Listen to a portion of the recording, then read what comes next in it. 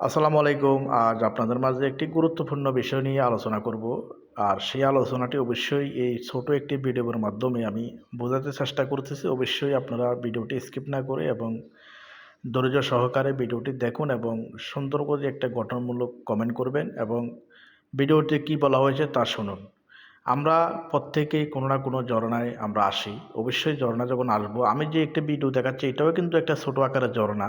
এসব ঝরনায় আপনার আসতে হলে অবশ্যই আপনারা এই আসবেন, কিন্তু এই ঝরনায় আপনারা কখনো ওঠার জন্য চেষ্টা করবেন না। এই যে দেখেন অনেকে উঠতে চেষ্টা করতেছে, এইভাবে কিন্তু কখনো ঝরনা উঠবেন না। এটা ছোট ঝরনা হিসাবে ঠিক আছে, কিন্তু বড় কোনো ঝরনা আপনারা এভাবে রিস্ক নেবেন না। কারণ ঝরনার যেই মাটিগুলো অনেক শক্ত এবং পিছলা থাকে, তো সেজন্য আপনারা অবশ্যই সাবধানতা সতর্কতা অবলম্বন করবেন এবং চেষ্টা করবেন এভাবে রিস্ক নিয়ে উপরের দিকে না ওঠাই ভালো। যেহেতু পানি কম, তারপরও ছোট ঝরনা হিসাবে ঠিক আছে, কিন্তু কখনো রিস্ক নেবেন না। কারণ রিস্ক খুব ডেঞ্জারাস।